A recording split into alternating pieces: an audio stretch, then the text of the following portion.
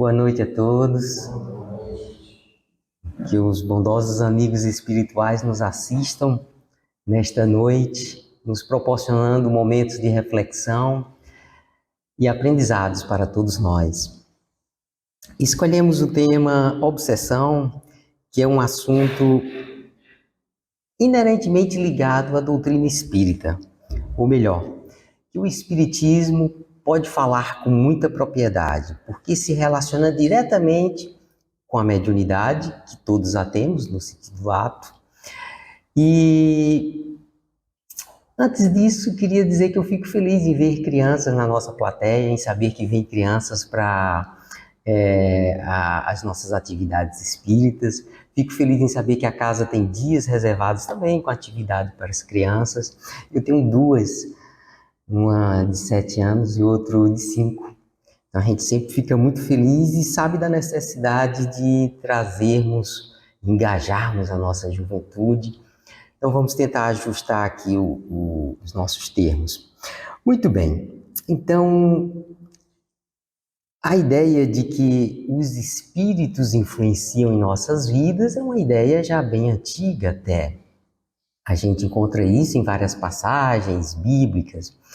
No entanto, o espiritismo vem clarear a forma como isso acontece e também a forma como a gente pode cuidar disso aí, o tratamento, digamos assim.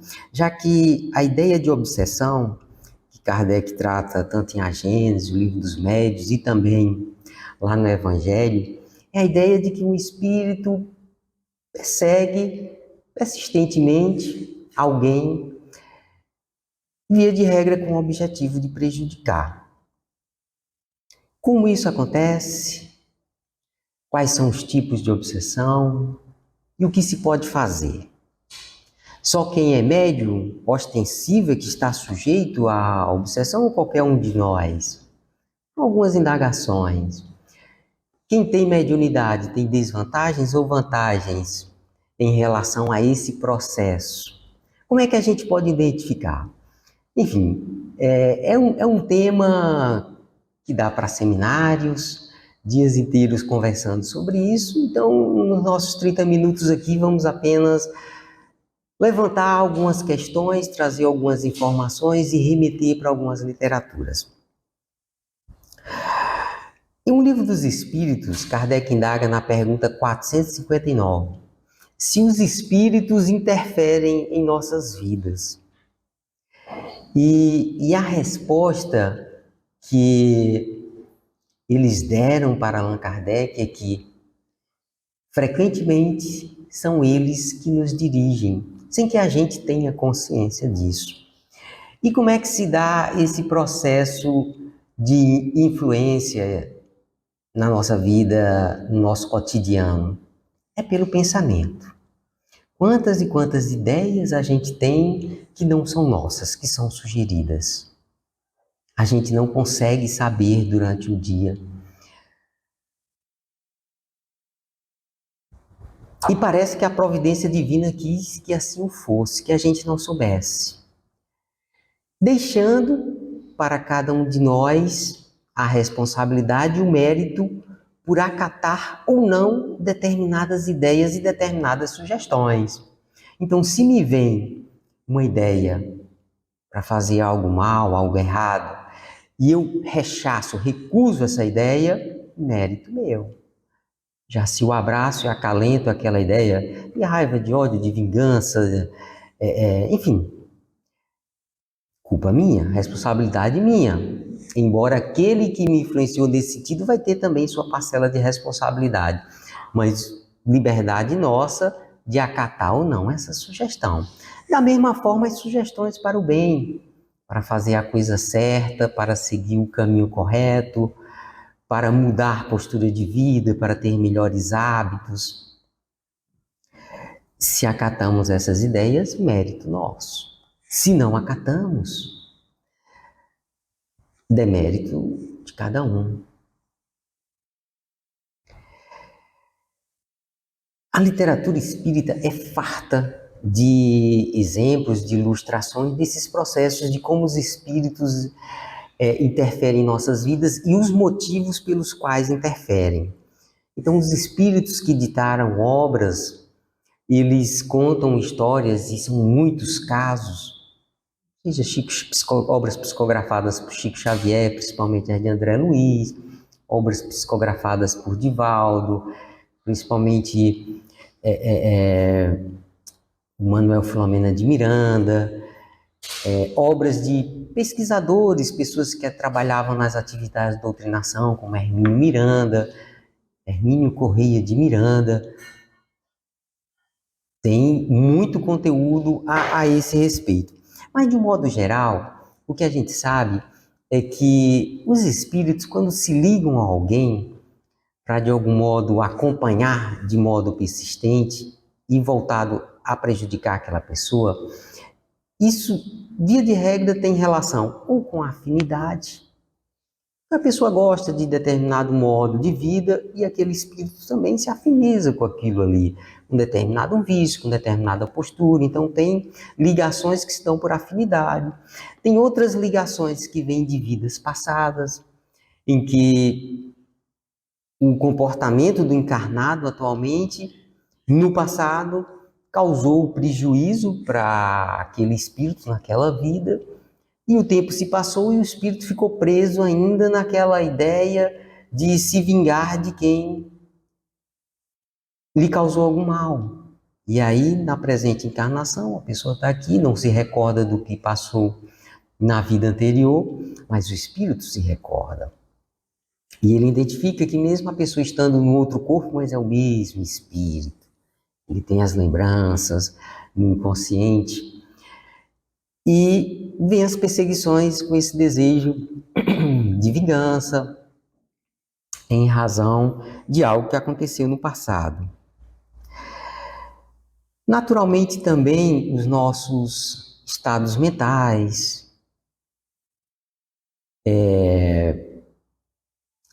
relacionados a desequilíbrios, enfim, pode também trazer espíritos nessa mesma sintonia. Também há aqueles outros que se vinculam ao desejo apenas de fazer o mal porque se sentem prejudicados na presente encarnação de alguma maneira. Seja porque a pessoa está realizando um trabalho no bem e aquele espírito acha que aquela atividade da pessoa está ajudando alguém que ele não gostaria que fosse ajudado. E aí, de repente, esse espírito pode passar a tentar prejudicar alguém. No entanto, nós só vamos ser prejudicados na medida em que aceitarmos essas influências. Então, antes de tudo, os obsessores, eles não são o último responsável pelos nossos estados de infelicidade, pelas nossas provações e pelas nossas dificuldades. Não são. Os grandes responsáveis somos nós mesmos quando não temos a postura de vida equilibrada, os hábitos corretos e nos deixamos levar por essas sugestões, nos deixamos levar por essas ideias, nos deixamos levar por essas imantações e energia, que podem levar a pessoa a estados de depressão, a pensamentos autodepreciativos, a ideias mesmo de cometer crimes contra os outros, crimes contra si mesmo, tirar a própria vida, enfim, uma série de coisas que podem ser sugestões dadas por esses irmãos. E aqui a gente fala com todo respeito mesmo, irmãos, porque os obsessores, tem até um título de um livro que é do Hermínio Miranda e do Pedro Camilo, que se chama Obsessores, Gente como a Gente. Porque os espíritos, e a doutrina nos fala isso com clareza, os espíritos nada mais são do que as almas dos homens que viveram aqui na Terra, homens e mulheres, e que passam para o mundo espiritual da mesma forma, com as ideias, com sentimentos e valores. E não poderia ser diferente. Então, do lado de lá, assim como do lado de cá, existirão os rancorosos, os vingativos, os perversos, os adoecidos mentalmente. Muito bem. Então, por aí se dá as causas dos processos obsessivos.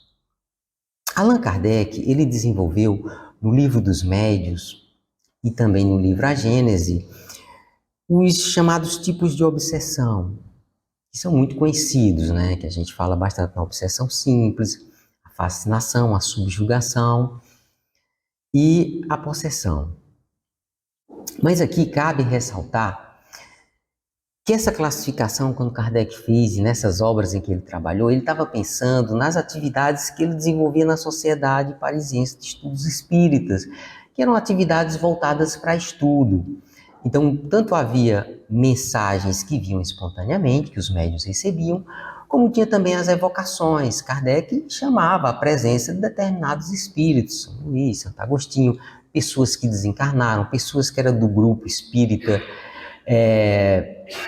que ele coordenava, e quando falecia, ele também pedia a presença para fins de estudo, para fins de compreensão, para fins de indagar como é que estava a sua existência do lado de lá, como ele tinha vivido e a repercussão que isso tinha tido no seu processo de morte, e o que ele estava vendo, observando. Tudo isso era informação e instrução que Kardec pegava para compor suas obras.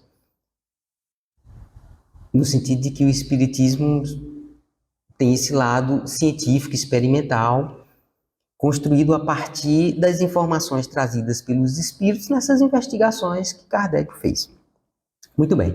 Então, essa classificação Kardec faz pensando nesses médiuns que estão nessas atividades. Então, é principalmente atividade mediúnica. A gente extrapola, porque a classificação ficou boa, a gente extrapola para pensar de uma forma geral, no sentido de qualquer pessoa, né? Então, fazendo essa expansão, a gente vai dizer que a obsessão simples seria aquela influência em que a pessoa às vezes nem se dá conta. Já para o médium, seria aquela em que o médium percebe a presença do espírito, que só um espírito quer se comunicar, e ele sabe que aquilo ali não é correto, e ele identifica isso com clareza e pode superar. Muito bem, mas de um modo geral, pensando mesmo para as pessoas que não são médiuns, então poderíamos dizer que a obsessão simples é aquela em que você nem se dá conta direito de que está passando por uma perseguição e por uma influenciação dos espíritos. Já a fascinação, Kardec vai colocar como sendo o processo em que o médium se considera orientado por um espírito sábio, esclarecido, mas que na verdade não é um espírito atrasado, é um espírito apegado às suas próprias ideias, e que está enganando o médium, mas o médium se acha iluminado e que aquele espírito deve ser aquele santo, aquele anjo, aquele espírito bom que diz ser, quando todas as pessoas ao seu redor estão percebendo as ideias equivocadas, os erros ali no meio, em meio a orientações boas de fazer o bem, de se melhorar, tem uma série de inserções equivocadas ali. Então isso é uma fascinação. Poderíamos extrapolar, então, de um modo geral, que na vida de outras pessoas isso poderia ser fascínios por certos objetivos, por certas perspectivas de vida, por certas ganâncias, vaidade excessiva, e que a pessoa vive em função de tal coisa. Isso pode ser influência dos espíritos, fortalecendo tendências que a pessoa já tem. Porque os espíritos que querem prejudicar a gente, eles sempre vão trabalhar nos nossos pontos fracos, nos nossos pontos mais vulneráveis, né? Já a subjugação, a terceira classificação, em que se dá quando o espírito tem uma autoridade moral, digamos assim, de dar uma ordem irresistível e que o médium acata de maneira a fazer coisas ridículas, fazer coisas contra a própria vontade dele, em razão do temor, em razão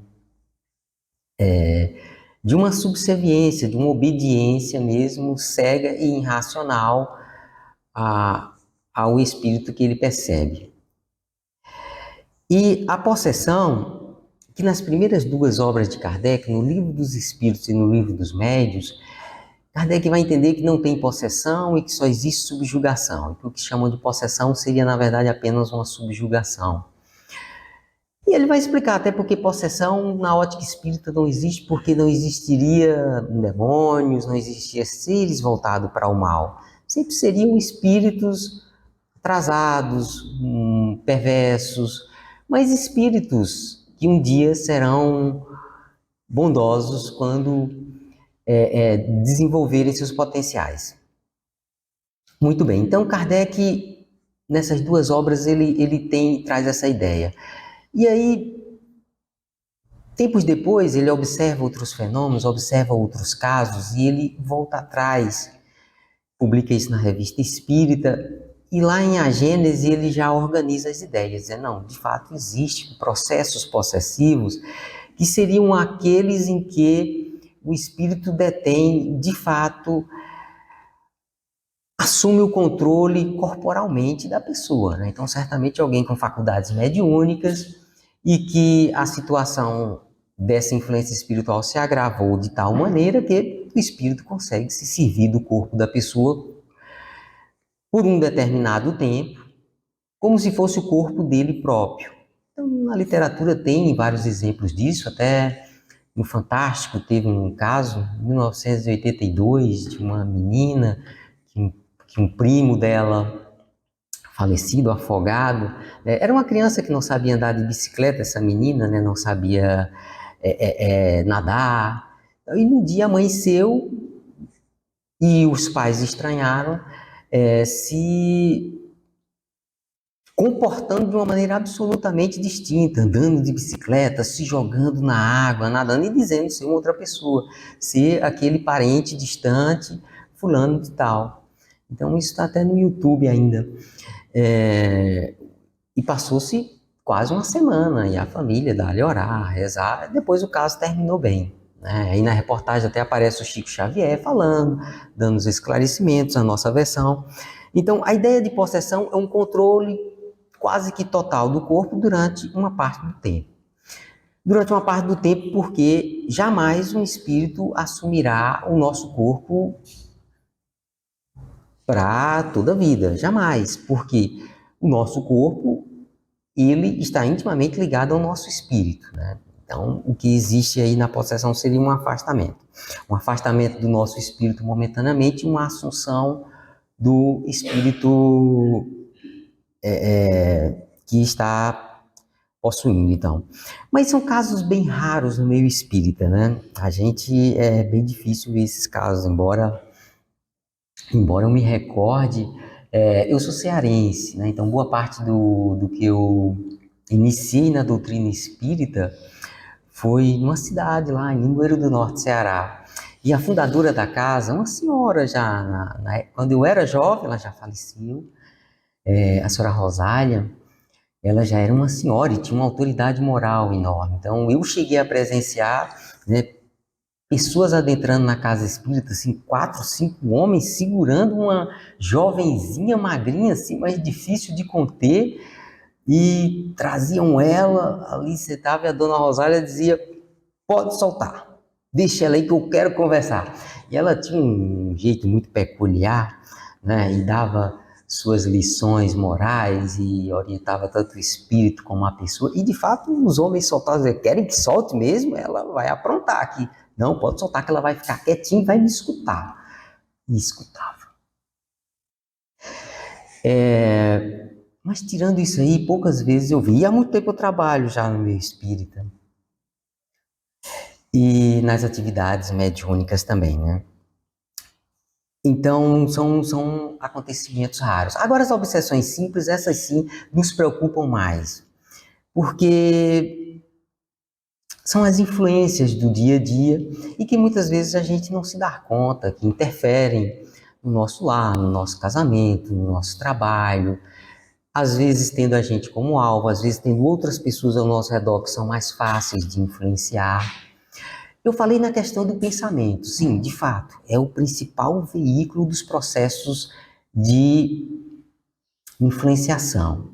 Isso está nas várias obras mediúnicas que a gente lê. Mas há uns detalhezinhos um pouquinho mais sofisticados, porque os espíritos mais habilidosos, eles também sabem manipular as energias. Manipular as energias. E com isso também interfere nos nossos estados emocionais, nos nossos estados de humor, disparam gatilhos de necessidades, de inclinações nossas. Você passa na cozinha, você não está pensando em beber nada, nem tomar nada, mas você passa na cozinha e sente aquele cheirinho de café fresco, né? Não dá até vontade de tomar um cafezinho? Então, foi um sentido seu que foi ativado porque tinha um cheiro de café no ar ali e isso despertou no teu cérebro essa intenção. Muito bem, então esse exemplo é para ilustrar que os espíritos também podem manipular energias e de repente nos levar a ter ideias, inclinações e sugestões e desejos. Pode estar relacionados a vícios, que pode estar relacionado a um descontrole emocional, uma raiva. E isso para complicar a nossa vida, para trazer infelicidade. Pode ser, pode ser. Qual a terapêutica espírita, então, normalmente, né? Não há milagres, tá? Não há milagres. Coloquemos o pé no chão, é preciso que a pessoa desperte, tenha um interesse de compreender os processos, desde os casos mais simples até os mais avançados. A pessoa vai ter de se modificar, vai ter de mudar ideias, mudar valores, mudar comportamentos, adquirir novos hábitos. Essa é a solução final. Mas vamos dar algumas dicas, alguns passos. Nós espíritas que bem compreendemos com clareza isso aí, consideramos muito válido o passe, uma atividade que normalmente a casa realiza, as casas espíritas, porque por meio do passe fluídico, a gente consegue auxiliar nessa questão da energia, harmonizar a energia, retirar fluidos, digamos, deletérios que alguém que esteja sendo perseguido por esse tipo de espírito vai estar. Porém, isso não resolve, porque você toma um passe aqui, mas você sai no primeiro aborrecimento, na primeira invigilância grande, você já volta a entrar na sintonia e a permitir novamente que a influenciação se dê. Então, o passe não é a solução definitiva, é uma ajudinha. Além do passe, tem a água fluidificada, que também tem esse mesmo propósito, ok? É uma ajuda. E um outro processo que as casas espíritas têm, normalmente, é a reunião de desobsessão, em que há médiums que se dedicam naquele dia, e pessoas que dialogam, e normalmente a espiritualidade, os espíritos que trabalham vinculados à casa, identificam aqueles que têm necessidade e levam para essa reunião, às vezes até a contragosto desses espíritos, às vezes sem eles próprios saberem, levam para essas reuniões com o objetivo de ajudar. E aí lá, no primeiro momento em que tem a comunicação, o espírito já se beneficia pelo chamado choque anímico, no sentido de que ele vai sentir as energias boas do médium. Isso para o espírito já é um choque. E às vezes ajuda-o a raciocinar melhor, a pensar melhor, a se lembrar que ele próprio já teve uma família, que ele próprio, embora possa ter acontecido coisas terríveis na vida dele. Porque às vezes o obsessor está perseguindo porque de fato, são tantas histórias a gente vê nas reuniões de desobsessão. Uma delas muito triste, bem rapidinho, de um espírito que perseguia alguém e que na conversação ele revela que, olha, ele era meu melhor amigo e juntamente com a minha esposa eles me assassinaram e eu não os perdoo. E aí como é que você vai dizer para esse espírito perdoa em nome de Jesus? Não é simples assim, porque tem uma mágoa, tem uma dor ali. Por isso que há vários autores espíritas, né, que trabalham esse lado psicológico, esse lado humano, mesmo no atendimento espírita. Jade Sampaio tem um livro também sobre desobsessão, em que ele aborda a humanização desse processo de desobsessão, desse diálogo com esses espíritos.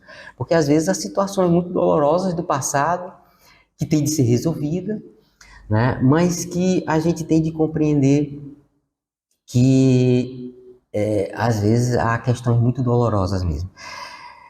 E aí o doutrinador vai esclarecer, vai ajudar esse espírito a entender que ele está só perdendo tempo e fazendo mal a ele mesmo, tentando prejudicar o outro. ele poderia se libertar, perdoar, se libertar dessa situação e prosseguir sua existência do lado de lá, aprendendo novas coisas, reencontrando parentes, etc. Vai nessa linha, então, a abordagem, né? Nós espíritos não temos qualquer postura de violência, de aprisionamento, de outras coisas que a gente vê por aí, outras práticas, que a gente não considera humana, fraterna e nem cristã. Como a gente se pauta na doutrina do Cristo, na ideia de amor, na ideia de fraternidade, todos são atendidos dentro dessa linha de fraternidade e respeito. E normalmente esses espíritos que são levados para essas reuniões, eles são por pessoas que os amam e que estão do lado de lá tentando ajudá-los, mas muitas vezes nem o percebe. Né? Quem assistiu o filme Nosso Lar, ou quem leu o livro Nosso Lar, sabe que o André Luiz, quando estava ali, mesmo nas zonas inferiores do mundo espiritual, a mãe dele sempre tentava ajudá-lo, mas ele sequer percebia, ele sequer se dava conta que ela estava ao lado dele. Ele estava só naquela monoideia, naquele pensamento dele em torno de suas angústias e de seus sofrimentos. Então esses irmãos também às vezes se encontram nessa situação, né? Então a gente os vê como alguém que também necessita de ajuda. O encarnado precisa de ajuda e o desencarnado também precisa de ajuda. Dentro da proposta espírita, passe, água fluidificada, desobsessão, e o segundo ponto você tem de se esclarecer, você tem de se informar mais sobre o espiritismo, compreender como se dá os processos de influenciação. Então a palestra ajuda, a leitura do livro ajuda, e principalmente os grupos de estudo.